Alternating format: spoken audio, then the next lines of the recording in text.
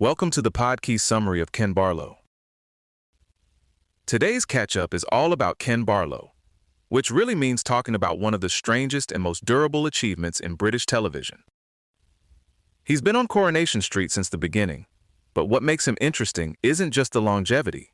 It's the mix of class anxiety, moral posturing, romantic chaos, and the fact that this supposedly boring man has had a life that's pure soap opera madness. Ken Barlow is now the only original Coronation Street character who stayed continuously in the series after the old guard like Annie Walker, Albert Tatlock, Len Fairclough, and Elsie Tanner had all gone by 1984. And William Roach's run in the part made him the longest-serving actor in a televised soap opera, with Guinness World Records recognition in 2010 and again in 2020 after more than 6 decades.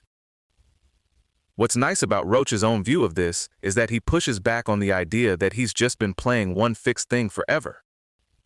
He said Ken hasn't been the same man for 50 years, and that feels true. He starts as this angry, ambitious young intellectual and turns into the weary elder statesman, the kind of linchpin figure who holds Weatherfield's memory together. A lot of Ken's whole identity was baked in from the start. He's the educated one from a working-class family, the grammar school kid who gets to university and suddenly becomes awkward in his own home. That tension with his father is one of the defining images of the character.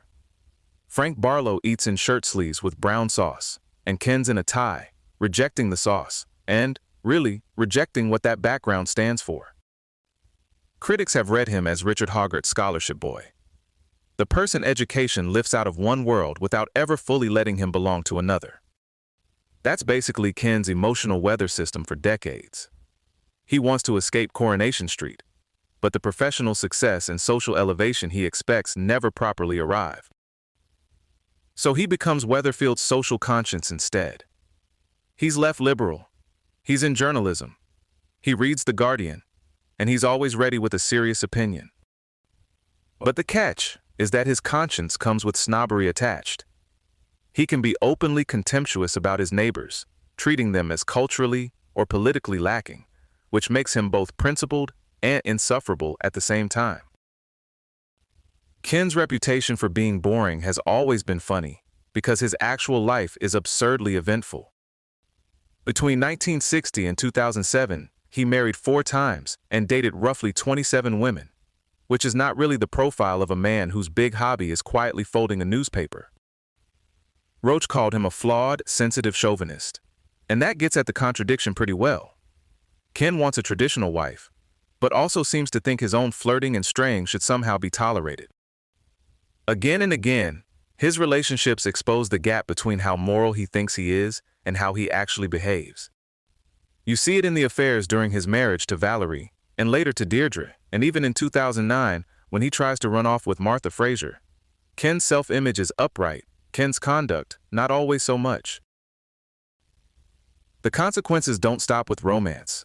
His children and grandchildren end up carrying a lot of the fallout from his failures as a father. Roach himself blamed Ken for sending Peter and Susan away after Valerie died, and for laying the groundwork for the dysfunctional family he'd spend years trying to repair. That late-life doting on Daniel is part tenderness, part guilt, part second attempt. It's one of the reasons Ken works as a long-running character. His history doesn't disappear. It accumulates. If there's one relationship that defines him, it's Deirdre. Their affair-driven, bruised, repeatedly resurrected partnership became one of the great soap supercouples. Around 20 million viewers watched Ken discover Deirdre's affair with Mike Baldwin, which is the kind of number that now sounds almost mythical. Then their 2005 remarriage drew an estimated 13 million viewers, actually more than the following day's wedding of Prince Charles and Camilla Parker Bowles, which is such a gloriously specific British comparison. The Ken, Deirdre, and Mike triangle turned domestic betrayal into a national argument. Newspapers played it as if the country itself was split on whether Deirdre belonged with Ken or Mike. And through all the infidelity, divorce, grief, and reconciliation, Deirdre remains the emotional center Ken keeps returning to. Their bond has often been described as soap's answer to Richard Burton and Elizabeth Taylor, which feels dramatic but honestly earned. Mike Baldwin matters for more than the love triangle, too. He and Ken are built as rivals in almost every way. Ken is the left-leaning, moralizing intellectual.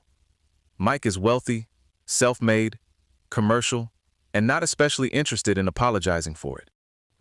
Their feud runs for more than 20 years and includes insults, fistfights, a custody battle over Adam, and even a strange temporary reconciliation during the Freshco supermarket siege in 2000. What gives that rivalry extra weight is that it isn't just personal. It stages a whole argument about class, aspiration, and what kind of masculinity gets to feel legitimate.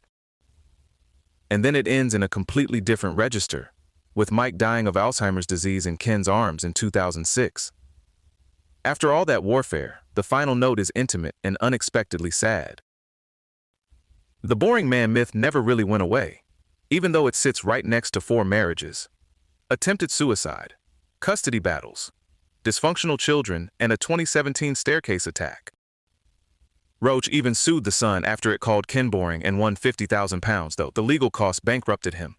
His defense was pretty direct. Look at the man's love life. Part of the joke is that Ken sounds sensible. He moralizes, he speaks carefully, he carries himself like the serious one. But some critics have pointed out that staying inside one evolving role for decade after decade may actually be a tougher acting achievement than bouncing between obviously different characters. There's also a broader cultural afterlife here that says a lot about how deep Ken Barlow goes in British TV history. His very first scene reportedly helped inspire the program's title. The show was originally called Florizel Street, and William Roach's trouble pronouncing Florizel allegedly helped push it toward Coronation Street instead. And since then, the character has spilled way beyond the serial itself into webisodes, stage musicals, comedy songs, merchandise, portraits, impersonations, and the 2010 drama, The Road to Coronation Street. At that point, you're not just talking about a character anymore.